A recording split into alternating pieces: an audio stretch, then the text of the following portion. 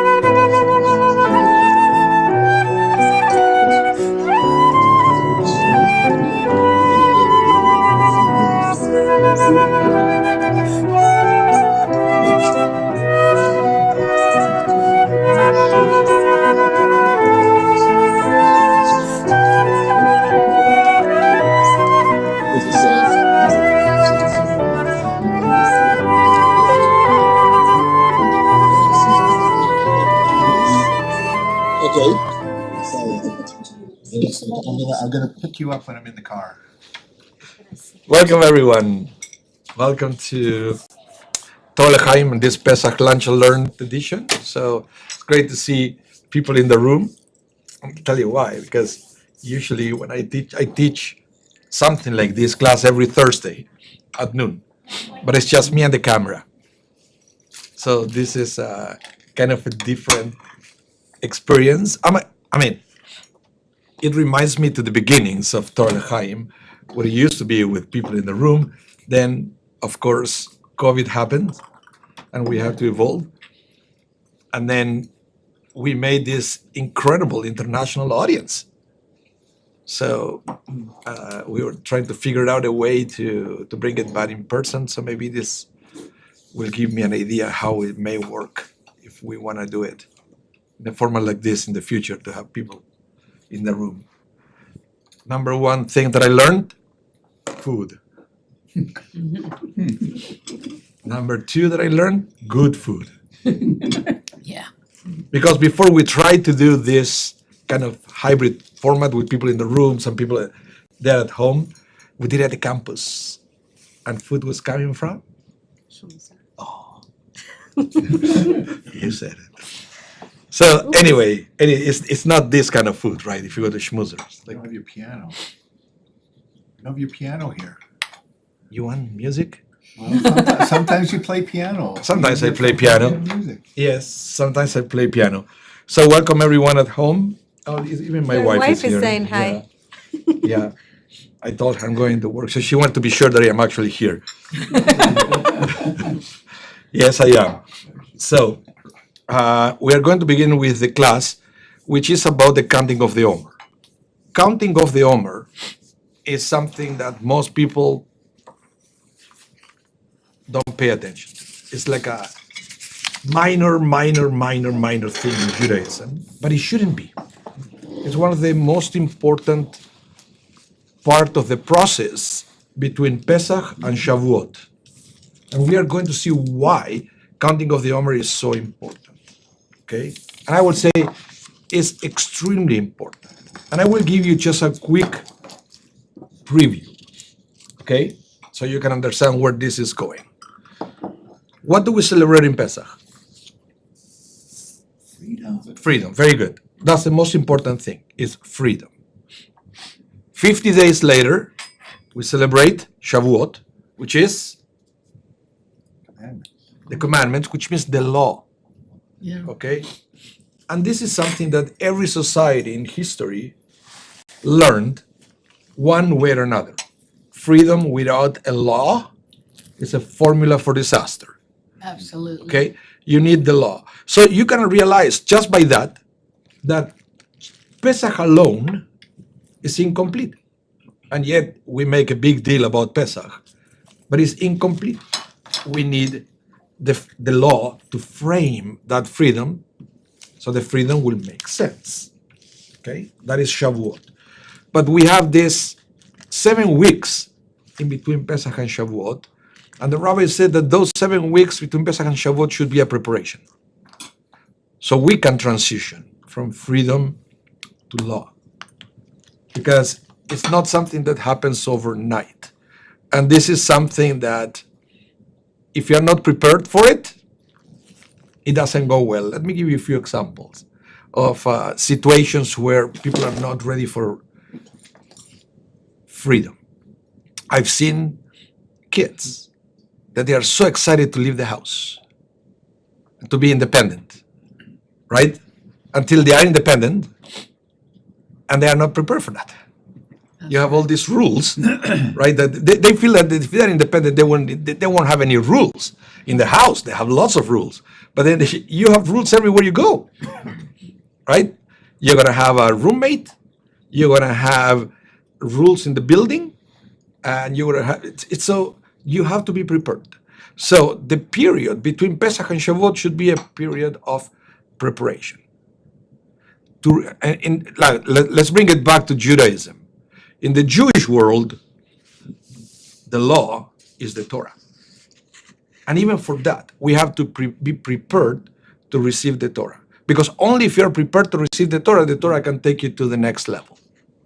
If you pretend that the Torah will make you a better person, you're wrong. The Torah won't make you a better person unless you are prepared for that. It's very interesting because this is a discussion that I have multiple times. The Torah is there to make us better, yes, but only if you prepare yourself for that. All the way. If you want to study Torah, what do you need? Propaganda. Understanding, reading. You need a basic understanding to begin with. If you want to study it in the original, you need to know Hebrew. and so many other things. But at the same time, if when you study Torah, you want to become a religious person, Faith-filled. but by the show of hands, how many people here in the room know religious people that they are bad persons? Got a giant orange one to stay south of us. And how is that possible, right? And we know, all the way from rabbis, pastors, priests, imams, that they're religious and they're terrible people. How is that possible? Didn't they study their holy book? Yeah, but it's called sin. But you see, my point is, being an expert in a holy book is not a guarantee that you're going to be a good person. Because to me, these are people who embark themselves into studying their holy book, call it Torah, Quran, Gospels, you name it. They embark into that process without any preparation. And I will say it like this. If you don't take time to purify your heart before you study a holy book, okay, you're going to use that holy book to justify your evil. That's true. Let me put it that way, Ego. as a summary of what we are going to study today. So let me repeat it. If you don't purify your heart before you study a holy book, you're going to use that holy book to justify your evil. And it happens in every religion. That you will see religious people that they will justify evil quoting the holy book. And why is that happening? Because they never had a process of preparing themselves to receive that law. So let's see what is the Jewish formula for that. Okay? Let me go here. So you have a guide. Otherwise, alternatively, you have it also on TV, but it's exactly the same. Okay? So we were talking about the Omer specifically. In the Jewish world, between Pesach and Shavuot, we count every day. Okay? There is an app for that. Yes, sir. Which one do you use? Chabad one. The one from Chabad. What's it called? It's the. Oh, I used to use that up to last year. I got a better one. You got a better one. Mine is called My Omer.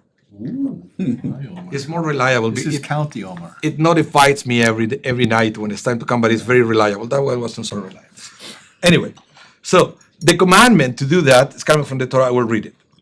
God spoke to Moses saying, "Speak to the children of Israel and say to them, when you come to the land that I'm giving you and reap your harvest, you shall bring the Omer of the first of your harvest to the Kohen." Kohen is the priest.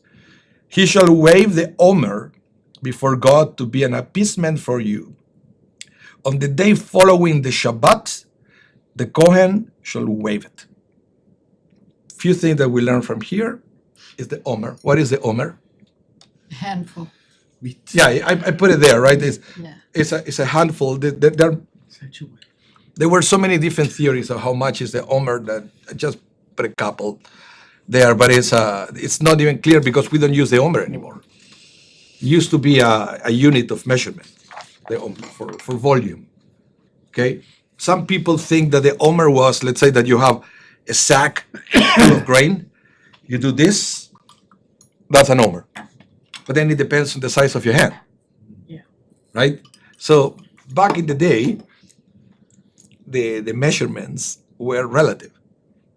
So if you go to the shuk to the market, right? If you give me an Omer of something, it depends on who is doing it. If a person with a small hand, you will have just a little bit of. You get your 12-year-old son to do it. Yeah, but then the measurement was one. For example, they would say, this is a measurement that is for amounts of food. Have you ever heard kezait? Yeah. What is kezait? Like an olive. Like an olive. No, So, for example, in Yom Kippur, if by any reason you ate something by mistake up to kezait, you're still fasting. Oh, And it's an advice if you're pregnant or nursing and you can't make the whole fast. They have a procedure that you eat just kazayit a little at a time. Kezait, but we don't know how much is kezait. I mean, it was an olive at biblical times. Was it bigger? Was it smaller? The other one is kebeitza, like an egg, and that is for Pesach. The minimum amount of wine you should have for every one of the fourth cup, kebeitza. So you need to go and research how big were the eggs in biblical times to know how much volume you're talking about, but so forth. So the Omer is kind of like that. We don't really know how much is an Omer. Handful, yeah, but whose hand, right? whose hand, yeah. But we know that at the beginning of the harvest, right, you need to take the Omer of your grain and bring it to the priest. And the priest will take it and go like this, right? Like an offering. Now, it said, what is the first grain that you harvest in the land of Israel in the season? Barley? Sorry? Barley? Barley. Yes. Barley is the first, wheat is the last. Takes longer to be ready to be harvested. And I double check this with farmers from Israel. And it's still like that. The first one is the barley. Okay? So you have to get the first barley, bring it to the temple, and that is the Omer offering that you have. And then he said you have to do that, bring the Omer the day after the Shabbat. What is that? Sunday. Which Shabbat? That's what? Of what? It's not so easy. Now, it's interesting that word Shabbat there started a big controversy within Judaism. There was a group of people led by the rabbis that say that in that context, Shabbat means Passover, Okay. the first day of Passover. Because Shabbat there is understood as day of rest. So what is the festivals are also days of rest. So it is Shabbat is Passover. There were other groups led by the priests that they said, no, that's Shabbat. It's Shabbat. It's the first Shabbat after Passover. So, long story short, the rabbis will always start the counting of the Omer following the first day of Passover. Okay? Those who follow the tradition of the priest will always start it on a Sunday. Okay? And you don't know, it's the date in the calendar is relative for the priest because it's always on a Sunday. But what's the date of that Sunday? We don't know. We don't know. So the rabbis, my understanding is they decided to take that Shabbat as Pesach so they can calculate Shavuot on an exact date. The rabbis favored knowing the exact date over saying it's on a Sunday, but you cannot calculate in advance without. Now we can because we have sophisticated calendars, but not back then. Okay, so basically it's called the count of the Omer because you're opening the counting by bringing the Omer. It's not that you have to bring an Omer every day for 50 days. And we are going to see the verse saying that you have to do it for 7 weeks a little later. Okay, but for now you know that this is the mitzvah that you have to bring the Omer. And that will start the cycle. Now, let's see. Let's continue. Now, So this is, is it on the, like, okay, this one, every year, so it's always on the second day of Passover, or is it always on a Sunday? no, the way we do it now, we follow that. Every year we start counting at the end of the second day. No, sorry, at the end of the first day, when we start the second day. So Sunday was day one of counting the Omer this year. So Sunday as day one was the theory of the priests, but that was not followed. Eventually in the 8th century, there was a sect within Judaism called the Karaites, that they rejected the Talmud and the authority of the rabbis, that they brought back that theory. Funny thing, you can Google it, Karaite Jews, they still exist and growing. So we do have a group within Judaism, because they are recognized as Jews, that they start the counting of the Omer on a Sunday. So they never celebrate Shavuot at the same time that we do. No, but this year, but is this on year, Sunday because it's a. Oh yeah, so with this That's year, right, by this year. coincidence, we are going to celebrate at the same time Karaites. Do you know how they call us? Rabbanites. Oh, For them, we are Rabbanites. It's true. What we call Judaism is not called Judaism. How is it called? Rabbinic Judaism. Sorry? It's Rabbinic Judaism. Rabbinic Judaism. Yeah, that's a real name, because back in the day, you have Rabbinic Judaism and Scriptural Judaism. The Scripturalists, or Karaites, they rejected the existence of the rabbis, because they would say, show me in the Torah where it says that they are rabbis. Are they the ones that don't celebrate Hanukkah because it's not in the Torah? No, but they do accept, the Karaites do accept things that they are in the rest of the Bible, in the Tanakh, yeah, in the Tanakh. But yes, they don't have Hanukkah because Hanukkah is the book. it's not in the Tanakh. It was not canonized, the book of the Maccabees. So if the book of the Maccabees were canonized, they will celebrate Hanukkah as well. But yeah, that's the So reason. they don't celebrate. Yeah, and they have certain things that they are different from us. For example, they don't have a mezuzah in the door. Why? Because they understand that the commandment of the mezuzah is a metaphor. And how do we know that the commandment of the mezuzah is a physical box? Because we accept the oral law. And we learn that we need to physically put something in the door because it came to us through oral law, which they reject, So but the we Karaites, accept. so they also reject the milk and meat. Correct. They have a cheeseburger. They have a cheeseburger. Or Now salami, everybody's Googling Pepper. Karaites now. pepperoni on their pizza. Okay, let's go back to the class. Before any newly grown grains, wheat, barley, oats, rye, and spelt may be eaten, the Omer of barley flour must be offered in the temple on the second day of Pesach. This offering of barley flour is known as the Omer offering. The Omer is usually defined as a handful, which is about, this is for rabbinic purposes, when rabbis calculate things, 1 US cup or 236 grams. This is exact amount needed to produce bread from one day from one healthy adult. Okay, so more or less. Let's continue. Now, why we do that? Why the offering at the beginning?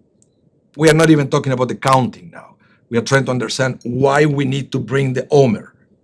Because the Torah doesn't give the reasoning for the commandment. Why? Well, let's see what Rabbi Hezekiah ben Manoach, also known as Hizkuni, says. He said, it will not be appropriate to eat from the new harvest without bringing a portion of it as a gift of thanks to God, which is very interesting because most people usually will bring a gift of thanks after the fact. This is the beginning of the harvest. Is it going to be a good harvest? Is it going to be a bad harvest? We don't know. But then, almost like by faith, they bring the thank you offering at the beginning. Okay? And this is a very powerful theological concept that is embedded in Judaism, that is to say thank you in advance. So, for example, when you approach God in prayer, most people will say, please God, right? Please God, I need this. Please God, I need that. Or I want that. Sometimes we ask for what we want, not what we need. But that's a different topic. Okay? Please God, give me what I need. Please, please, please, please. What the Omer is teaching us is maybe we are approaching it wrong. Instead of please God, give me this, you said, thank you God, because I know that my answer is coming. according to your will. So His will. so it's Yeah. it's at the end of the day it's the same, but it's a different way of approaching it. Not please, but thank you in advance for what you are going to do No for matter me. what. So thank you, God, in advance. This is my Omer, this is my offering, because of the harvest that is about to come. Okay? Whatever it is, but we thank you in advance. So the grain really wouldn't be ripe then? Sorry? The grain wouldn't be ripe, or would it be ready, like ripe? Well, that is the beginning, because my understanding is not all the grain gets ready at the same time. No. So this is the very first harvest of barley. Okay. But it's not much. Not Yeah. much. It's just a little token of our gratitude to God. And this is something that we are going to see in many of the writings from the rabbis analyzing this, that is a token of our gratitude to God in advance Trust. in trust for what we are In about to trust. receive. Trust is involved. Okay? Because remember, this is, and I will go back here. How can I do this? Here, it is for wheat, barley, oats, rye, and spelt. Okay, eventually all those things will be ready for harvest.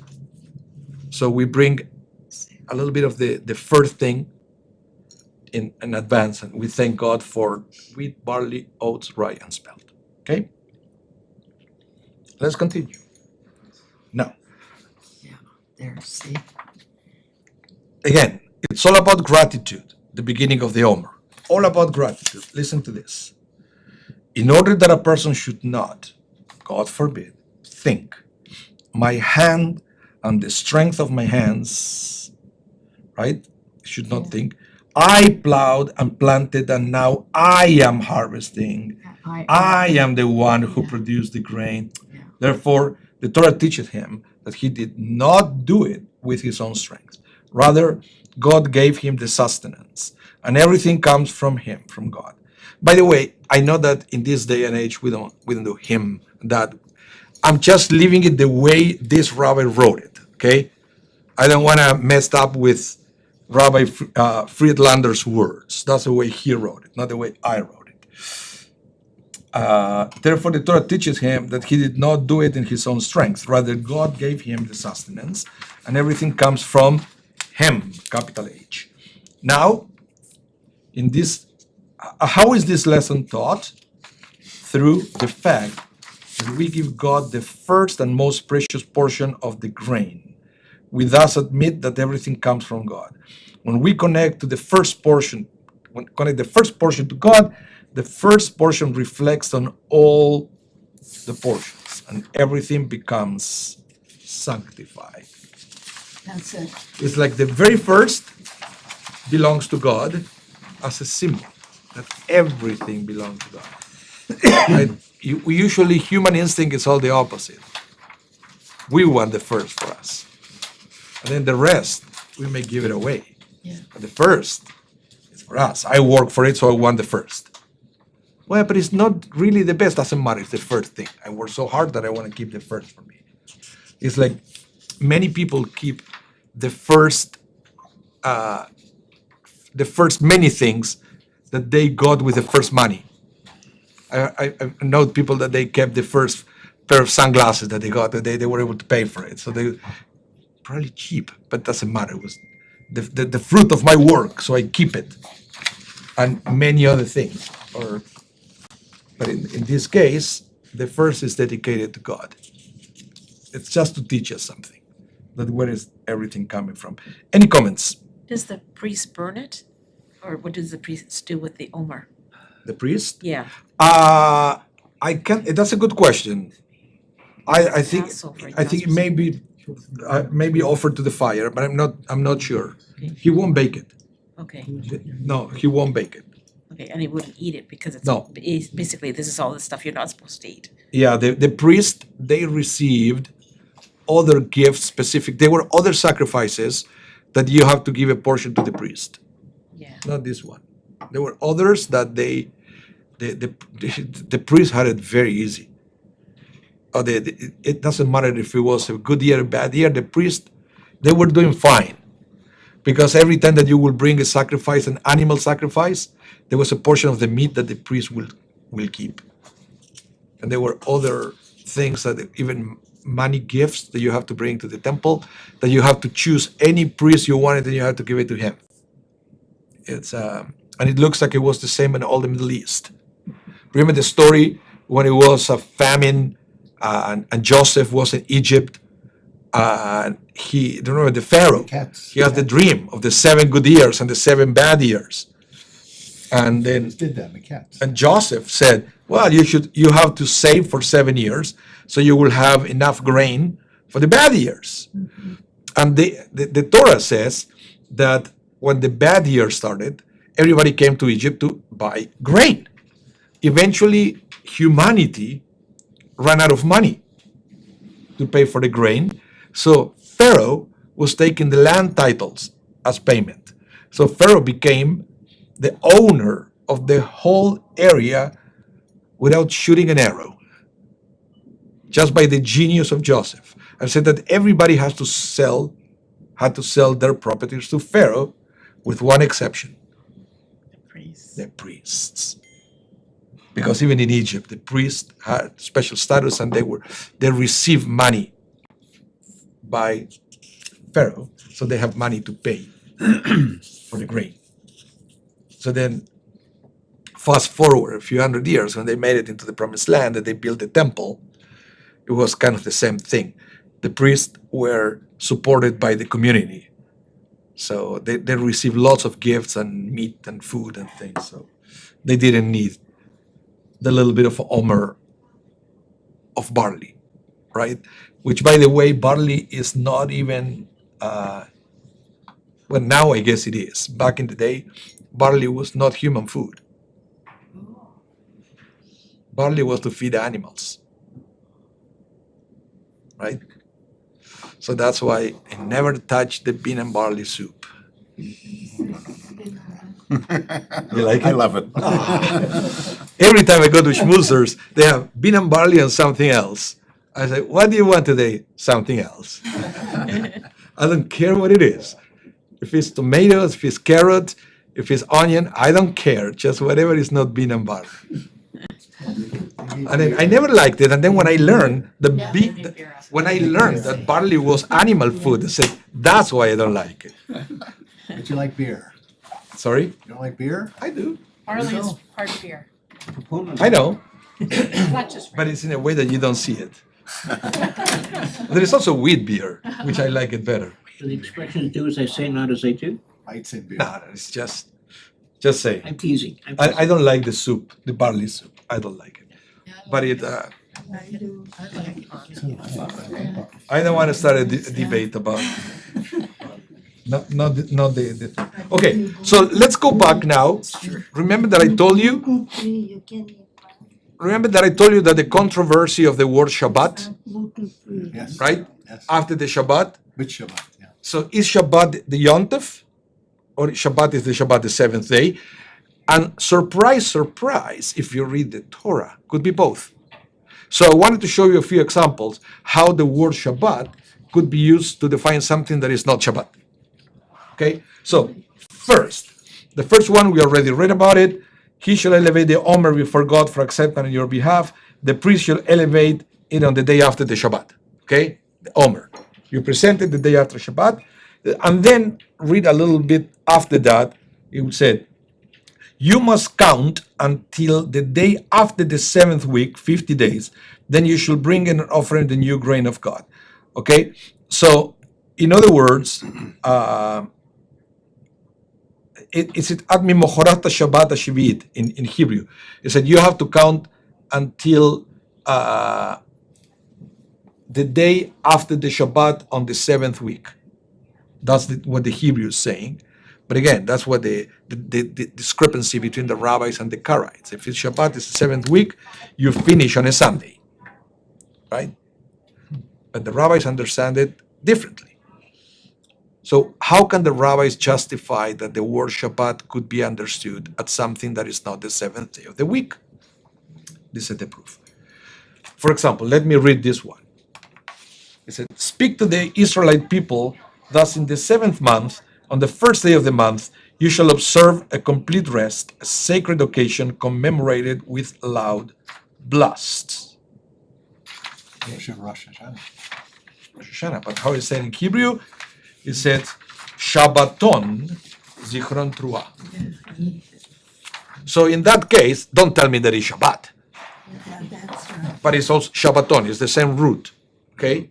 Because it's referred as to the day of rest. So the festivals could also be called Shabbat because they are a day of rest. So yes, could be confusing, but then if you understand the context of where you're reading, like what the rabbi think that they were doing when they decided that this, in the context of the Omer, the Shabbat is Pesach, you have a justification for that. Look at the next one. Leviticus 23:32, it said, it should be a Shabbat of complete rest for you, and you should practice self-denial on the 9th day of the month at evening. From evening to evening, you should observe this your Shabbat. What is he talking about there? Yom Kippur. Yom Kippur. How is it called Yom Kippur? Shabbat Shabbaton. Shabbat Shabbaton. So it's also called Shabbat. It's also called Shabbat. So As it says, Shabbat Shabbaton. the rabbis got here a point that it may be, and they have a solid now argument for saying that we should count the Omer the day after Pesach. Okay? And I will tell you something else. That is, I love explaining this. Because when I said, okay, the day after Pesach, but how do you know which day of Pesach? Days. Is it? It is. How long is Pesach? 7 days. No. Seven in Eight. Israel. No. eight Wait, here. do you mean No. like when they did No. Hallel and they Nine. did Pesach at the temple? So it How was many? only, How many days? it was one day with shifts. They had to have multiple shifts of everyone doing their sacrifice. Pesach is one day. Yes, but there were so many people doing their sacrifice that when you look, Nope. well, that's not what the Talmud says. It says Pesach multiple- is one day. I wish. The whole week is called Chag HaMatzot, which is not Pesach. Because Pesach is just the sacrifice of the Paschal lamb. Right. That is all what is Pesach. Easter. So basically, when it says the day after the Shabbat, it means the day after the sacrifice of the Paschal lamb. If you go to the Siddur, when you say Kiddush for Pesach, you said Et Yom Chag HaMatzot Hazeh. You don't say Chag HaPesach. You say Chag HaMatzot. Yeah, because we don't sacrifice in the temple anymore and do Hallel there. No, because the rabbi didn't want to change it from the first night to the rest. So the Chag HaMatzot and Pesach overlap for the first day. And then Chag HaMatzot continues and Pesach is over. So this is something, and this day people forgot. I forgot. You know when I remember that? Many years ago, we have an interfaith seder here. And we have a minister from a church that he offered a blessing to everybody there. And he was telling the story of his church that they decided to embrace the Jewish holidays. Okay? And they observed what he called the sacred times of the Lord. And he went to list it. And he listed separately Pesach and Chag HaMatzot, and he was explaining that it's a different holiday. I said, yeah, it is. But I learned it so long in seminary that I totally forgot. We usually think that it's the same, but it's not. So when it says the day after Pesach, that's why you would say, which day of Pesach? No, there is only one day of Pesach. That's right. The rest is Chag Even HaMatzot. the greeting now in Israel is Simcha Hagamazot. Chag HaMatzot. It's not So today- Hagamazot anymore. Today is not Pesach, Yeah, that's right. it's Chag HaMatzot. Hagamazot. Okay? So when somebody says, do you mean Rabbi Pesach is over? I forgot. Yeah. Yeah, but Chag HaMatzot is not. So we continue eating the matzah. And isn't that the last day a special day, the last 2 days of Passover? Yeah, it is. But Seventh night. because it's the end of Chag HaMatzot, but it's not Pesach. Oh, The end of Chag HaMatzot, the last day of Chag HaMatzot is also festival. Are we supposed to stay up all night or something? Are we? No, that is Shavuot. No, Hagamazot. There is one? Seventh night, Okay. I think. Not me. you have to have a meal like the first Yeah, day. that's Not right. me. Okay, so let's continue here. Okay, the last one that I want to show you about Shabbat. The Chabad thing. Mark on the 15th It's not a thing. day of the 7th month, when you have gathered in the yield of your land, you shall observe a festival of God, last 7 days, a complete rest, complete date on the first day, and a complete rest on the 8th day. And here is talking about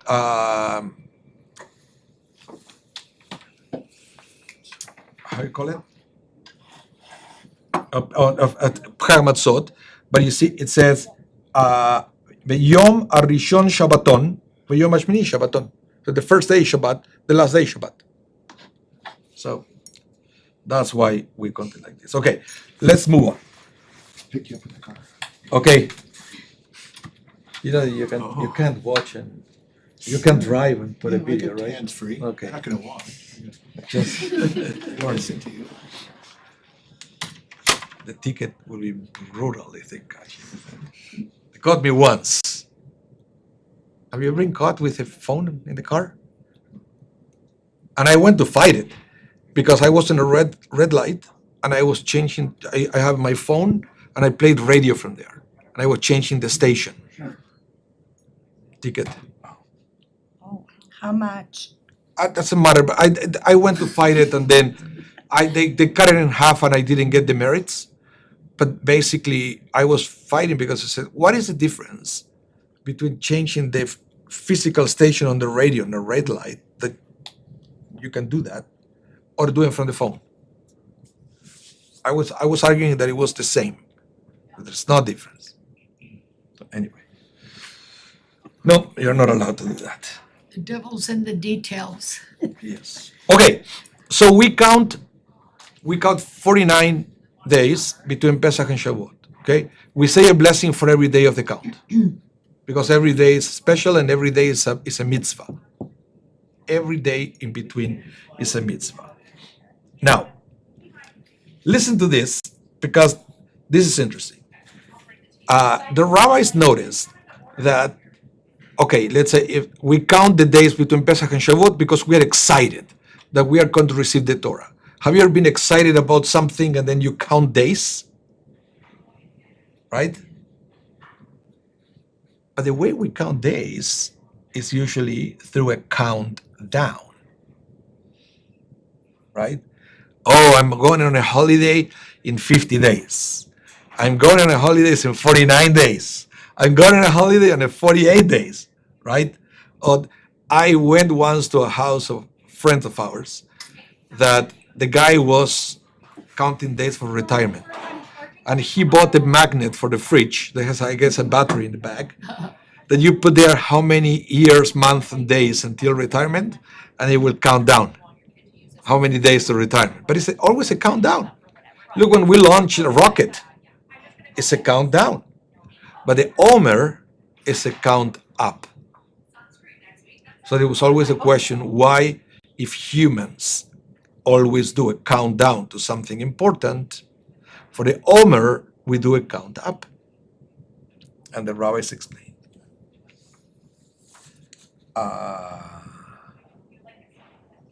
Okay, the reason that we count from the beginning of the Omer, so many days have passed in your counting, rather than counting how many days remain, shows our great desire to reach the time of Shavuot. Therefore, we do not want to mention at the beginning of our counting how much of our counting such a large number of days that remain until we reach the offering of the 2 loaves on Atzeret. Atzeret is another name of Shavuot. And the 2 loaves is the offering for Shavuot. Look how interesting is this. What do we offer right after Pesach? Sorry? Flour of barley. Yeah. Okay? What do we do in Shavuot? 2 loaves of bread made of wheat. Almost like very different from Pesach. Pesach, you're not allowed to eat bread. In Shavuot, you have to eat bread. Keep that in mind. I'm going to address that in a minute. Okay? So, for this rabbi, he will say that the reason why we count day 1, day 2, day 3 is because if you say at the beginning, the giving of the Torah is going to be in 49 days, it's kind of depressing because you are aware of how many days you have to wait. So if you go baby steps, 1, 2, 3, he will say psychologically is different. Okay, that's the explanation here. So we should not find it difficult to understand that once we have passed halfway through the 7 weeks, we do not count down the few days remaining, as one should not change the nature of the counting in the middle. Just in case somebody said, okay, I understand, but after the middle, why don't we go down? So, well, once you started counting up, you keep counting up. Otherwise, it will be confusing. Why do we begin counting from the day after Pesach and not from the first day of Pesach? The answer is that the first day of Pesach is entirely dedicated to remembering the great miracle of the Exodus from Egypt, which is a sign and evidence of the fact that God created the world and of the existence of divine providence. We may not mix something else into that happiness and mention a different idea with it. As such, the counting begins from the second day. And this is very common in Judaism. And let me give you a more mundane or more common example of this principle. Have you ever seen people putting tefillin on a synagogue? When do we put on tefillin? On Sunday morning and during the week in the morning. Which days we don't put on tefillin? On Shabbos. Shabbat and festival. Why? Because the tefillin is a reminder. But the Shabbat and the festivals are also a reminder for something else, so you don't mix the two. So we don't put on tefillin on Shabbat or festivals because they're already reminding you to something else. So it's the same principle that we have here. Why we don't start counting the Omer the first day of Pesach? Because Pesach already have a different concept. So we don't want to be distracted with this. After Pesach is over, we start something new, which is the counting of the Omer. By the way, what is the Sefirat HaChinuch?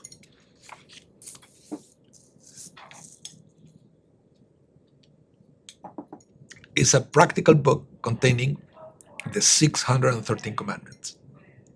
So, if I ask you, which number of mitzvah is counting of the Omer? 306. There you go. Is it?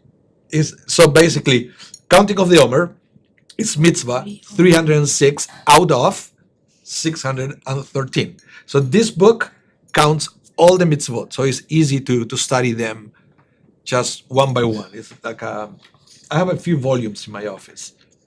There are two books. One is Sefer HaChinuch, the other one is Sefer HaMitzvot. They are similar. They're not exactly the same. They both count 613, but there are some differences. Let's continue with this. Now, listen what the Rambam says here. Shavuot is the time of the giving of the Torah.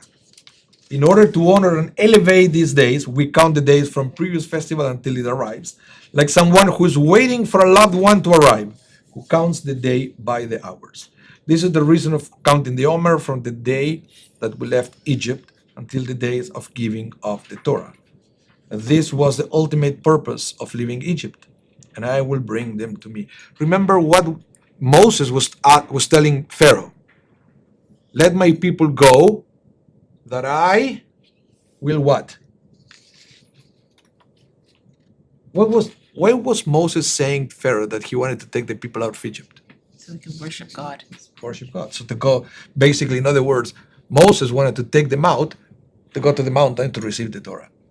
That was the plan from the beginning. And Moses was open about it to Pharaoh, even without mentioning the promised land or anything. The goal of the Exodus was going to the mountain to receive the Torah. So that's why it's so important for us that we count the days. And again, the Rambam said we count right away, except that we don't count the first day because it's Pesach and we don't want to be confused or distracted, as Sefer HaChinuch mentioned on the previous text. That's why we count all these days. Now, the thing that I want to show you here is, again, another explanation of why it's a count up and not a countdown. Listen to this. When a person counts the days towards a certain day, the intervening days have no significance. Let's see if you can understand this. Let's say that you're counting towards retirement, okay? The important day is The last one. the last one. Are really the days in between are not important. There are, in fact, the days in between are an obstacle. They're in a way between today and what you want. So the faster they go, the better, because you don't care about the days in between. What you care is about the last day. That's the important one for you. And that's human nature. If you are counting days for your wedding or your birthday, same thing. The important is the last one, not the days in between. Agree? I have a question. Yes. Okay, so when I lived on kibbutz and that there was a big effort to reclaim Shavuot as when you're actually farming and you're harvesting. Yes. So if you're farming, I keep thinking of the song Kfar Charashnu V'gam Zaranu, like they were very conscious of like this day we do this for farming, this day, and we will only get wheat after this many days, and this because we've done the work. We put in the days. And I'm wondering why, when I'm reading this, at what point were the rabbinic scholars so disconnected from the growth of wheat that they're not actually saying you can't count down to the day of harvesting wheat. You have to watch it grow every day, and then when it's ready, you harvest. So it's getting bigger. Interesting. You're almost there. Okay, keep going. You're almost there.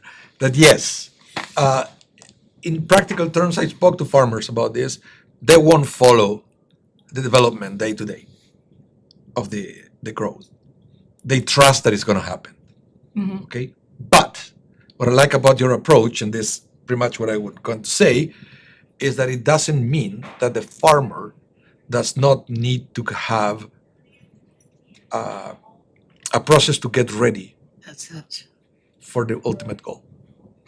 Because Because we go out to the fields every day and say, this is how it's That's going right. over here, and we have to water and irrigate more over here. oh, that's for sure. But it's they know that. But it's not that they will sit there to see how it's growing. But there are certain things that they have to do Yeah. to make it happen. Yeah. Let me back up. Let me bring back the examples that I gave: wedding, birthday, retirement. Well, let's agree that let's talk about wedding, because that usually is the most stressful one, right? What do you have to do before a wedding, for a wedding to happen? Lots. A lot of preparation. Lots. Organized people, they would make a chart, right? With what have to happen, the week before, the month before, the year before, and all that things that you have to do. So again, if you don't prepare yourself, you're not going to enjoy the wedding day, because there were going to be things that they are not done. So there is a preparation. So it's not that the days in between are irrelevant. No. If you think that the days in between are irrelevant because it's an impediment between the today and the day that you want to celebrate, then you have a problem. Because you didn't understand how life works. So even though what you want is the end result, you still have to do things in between for the end result to happen. It's what they say. It's not the destination, it's the journey. Yeah, and some people don't pay attention along the way. And then when you reach the destination, they realize that they don't have the Not correct ready. foreign currency, Yeah. and they didn't make the research of what time you're supposed to be this, and this country, they have a curfew at 8 p.m. and I didn't know that. Well, you have to do your homework. You travel a lot. You know that sometimes you have to be prepared to know the rules of the country where you go, right? Like if you don't call the synagogue in advance, they won't let you in. Stuff like that. It's like that. So this is for us. You've been there. We all been there. Than that. The funniest thing for me was last time that I went to Chile, and they didn't want to let me into the synagogue that I used to be the Chazan there. But security was new people. And then they asked me, do you know anybody inside? I said, well, I used to know the old cantor here. And I said, what's his name? Anibal Mass. Okay, let me ask. And I said, somebody said, yeah, he was a cantor here. Okay, you can come in. Yeah, anyway. For instance, a person who is expected to receive a large gift at the end of 50 days views the day of waiting as 50 days that are interfering with the receipt of the gift. And when a day passes, only 49 days remain that separate him from the gift. Like this. But we relate to the days of Sefirat HaOmer, the counting of the Omer, differently. These days are days of spiritual building. And when a person builds a 10-story building, he counts each story, right? I have built one story. I have built second story, etc. He doesn't say, I have 9 stories left to build. Similarly, on the days of Sefirat HaOmer, we are building and preparing ourselves from Matan Torah, the giving of the Torah. God will be prepared to give us the Torah right away, but we are simply not ready yet. Therefore, we count the days of preparation and count the spiritual stories that prepare us for Matan Torah. And that's why it's a count up, because it's a building. When you build something, you build Brick by brick. on top Yeah.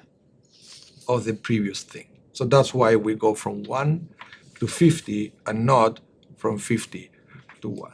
Now, there is another principle here that you may be familiar with it, that is, we call it the Hanukkah principle. You know, there was a discussion during Hanukkah between Hillel and Shammai. Shammai said that on Hanukkah, we have to start with 8 candles the first night and finish with 1 candle last night. Why do you think, what would be the rationale for that? Start with 8, finish with 1. Because the oil was For example, right. it was less Running oil low. every night. But also, it looks like he was mirroring the sacrifices on Sukkot, that they were decreasing sacrifices. But then Hillel said, no, we start with 1, we finish with 8. And then Hillel said something Increase That- the light. that became a principle in Judaism for everything in life. In the holy matters, we always increase, we never decrease. And from there, the rabbis learned so many different things. For example, it said, and this is something that I learned for Pesach. And do you know that for kosher milk, you have 2 different kosher milks. You have regular kosher milk and Halab Israel. You know what is Halab Israel? It's crazy. It's a kosher milk that it was produced and supervised from beginning to end by a Jew. Jewish cows. Pretty much. Pretty much. Right? That is it's like a above and beyond level of kosher. If by any chance you went crazy one day and said, I want to be a Halab Israel kind of guy, and you go and start buying Halab Israel for your diet, there is no difference between the 2 milks. It's just like some people is more, I don't know, because it's produced by a Jew, whatever. Once you are there, you can never go to regular kosher milk. Why? Because in the sacred matter, you will always increase, you never decrease. Ta-da! But you could just buy a cow. And some people will say that is the same reason why if you never ate kitniot in Pesach. You know what kitniot is? Beans Is and the- rice? Yeah, they are, Peas, how do you say it in English? Leguminosas. legumes, pulses. Legumes and Yeah. things that they are not chametz, but Ashkenazi rabbis forbid it. So if you're Ashkenazi, you don't eat it on Pesach, like rice and chickpeas and all that. And Sephardim, they do eat it. But said once you decided that you don't eat it, then you cannot start eating it because you always increase, you never decrease. Or you can say that you married into a Sephardic family and you don't want to have disharmony on the holiday, so everyone gets to eat rice. Yeah. That's what we did. Good luck with that. We decide what type of Pesach we're having Now. every year. We don't- In order to build up for Sefirat HaOmer, for the counting of the Omer, there are different tools. One tool is to study something every day of the counting of the Omer, and something that is related to building character. Okay? Because remember what I told you at the beginning of the class? That before you engage into studying a holy book, you have to purify your heart. How do you do that? Every day of the counting of the Omer, you have to study something that is oriented to making you a better person. So I'm giving you here an example of the one that I use. or the thing that my app, the one that I was comparing with Michael, the app I use, it gives me a meditation every day. Just a short thing to think about or to discuss on a table or something. I will give you here a few examples. This is for day 19 of the counting of the Omer. Day 19 is called Hod Shebetiferet. Okay? It's because it's a. How many of you studied Kabbalah before? The Tree of Life. I have. The Tree of Life has the Sefirot, and they're connected. It's And 10. that doesn't really matter. So this counting of the Omer is very Kabbalistic. Very Kabbalistic. So every day of the Omer will be a connection between different parts of the Tree of Life of Kabbalah. So this day is called Humility in Empathy. Okay? And let's see the meditation for day 19 that this app gives. And this is just random. Genuine empathy requires humility. Hod means surrender, humility and submission. I must listen closely to the other person's needs and wants. Sometimes we become smug and arrogant in our empathy, trying to guide other people's emotions and pathways.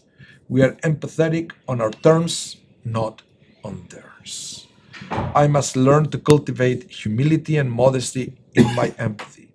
I need to open myself up to what the other person is feeling, not what I think they should be feeling.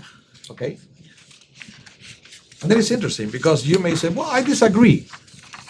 And that's fine, because that's the whole idea of engaging every day of the Omer with something like this. Either because you like it, and you said, yes, something I can do, or you said, no, I think it should be different. But at least you don't get indifferent every day of the Omer. That's the whole idea. And then you will see, like for day 20 will be another one. I will skip it because you got the idea already on how it works. Okay? Now, and the other thing that I want to show you, I said we start with barley, we finish with 2 loaves of bread. Barley on Pesach, 2 loaves of bread on Shavuot. Listen to this. The Omer on Pesach was from the barley harvest. The offering on Shavuot was of wheat. 2 loaves of bread made of wheat. Barley is mainly food for animals. What did I tell you? Wheat is food for human beings. The Torah hints to us that physical independence by itself still leaves man, from the Torah perspective, on the animal level. The counting of the 49 days signifies a 7-fold refining process and marks our progress to full human status with our acceptance of the Torah at Sinai, 7 weeks after the Exodus. So to the point that at the beginning, we start with barley that we don't even eat, because it's inedible, it's just the flour, right? So it's not for us. 7 weeks after is Shavuot. What do we bring? 2 loaves of bread that now we can eat it. And bread is human food. An animal cannot make bread. Bread has to be made. You need to make the flour. You need to mix the dough. You need to let it leaven, right? And then you can bake it and you can have the bread. I think it's fascinating, this, if you analyze it from this point of view. And you start with barley, you finish with bread. And that is the progression from Pesach to Shavuot, the preparation. Right, Danica? Okay. And that's it. And I will say one more thing before we finish, because I was asked here in the chat, okay, that somebody said, David Grossman said, day 33 is Lag BaOmer. Have you ever heard that, Lag BaOmer? Yes. Lag means 33 in Hebrew. Okay. Okay? I know in English, lag means that it's like slower, right? It's lagging. Yeah. Nothing to do with that. It's Lamed Gimel, which is 33. It's the 33rd day of the counting of the Omer, is special. Why is that? Listen to this. It is customary not to get married between Pesach and Shavuot because the student of Rabbi Akiva, one of the biggest scholars in Judaism, They died in Lag BaOmer. they died during Pesach and Shavuot. Okay, that is permissible to get engaged. So it is customary not to shave or take a haircut until Lag BaOmer, when they say that the students of Rabbi Akiva stop dying. So it looks like they were dying between Pesach and Shavuot, okay? But after 33 days into the counting of the Omer, at the 33rd day, they stopped dying. So it was during that period. So for the first 33 days, many people don't do lots of things. They don't do weddings, they don't cut their hair. The conservative movement changed that. And they established that it should be from Pesach until Yom HaAtzmaut, the Israeli Independence Day. So it's a shorter period. You don't have to wait the 33 days. That's the way we do it here at Shaarey Zedek for years. But why were the students of Rabbi Akiva dying? That's the question here. Okay? And why this severe punishment happened during the counting of the Omer? Listen what it is. The rabbi said, Rabbi Akiva said to his new students, because the students, Rabbi Akiva died, and then the remnant of the first students plus the new ones created a new group for him to teach. He had a new group of students. So Rabbi Akiva said to his new students, my sons, the first ones only died because they did not look generously toward one another. Pay attention that you do not act like them. What did we say before? What are we doing during the counting of the Omer? Purifying. So being religious and being a scholar is not enough. No. And that was the mistake of the first set of students of Rabbi Akiva. And Rabbi Akiva actually is blaming himself as well, if you study his life, for that to happen. That their failure was his failure as a teacher. Because they were the greatest scholars of all times, but they said that they were treating each other with disrespect. Hard-hearted. With disrespect. So that's why Rabbi Akiva said to the new students, look, that's why they died during the counting of the Omer, as a symbol. Because at the time that they should be becoming better people, Well, they were not. But Yeah, didn't they if have you- plague? Sorry? Wasn't it a plague? There are different theories. One said it was a plague, some others said that it was a battle. That they died fighting. Because it's Mageifa, but it's not clear what a Mageifa means in that context. But the point is, what Rabbi Akiva is saying is, regardless what it was, is the time of the year what it was. That for him as a teacher, that was his reading. Hey, he could be wrong, but his reading was, there is a message here from God for us to learn to treat each other with respect. well, learning is for service, not for vanity. Yeah. Also, if you thought you're better than someone else because they know more, Yeah. then Unless, because some people say, oh, I'm holier because I know more than you. yeah, So your that heart's you're not, supposed to be generous, like he Yeah. says. you're not, Yeah. if you're thinking that way. Well, thank you, everyone. Thank you. That ends the class for today. And I hope you're going to join us into counting the Omer. We count it every night here with the daily minyan. Or if you don't count the minyan, there's an app for that. Or you can get an email. I get an email. That's My Omer. It's called My Omer. the new world. My Omer. Thank you, everyone. Thank you, everyone at home. Thank you. You know that when you harvest barley, it's really hard to take off that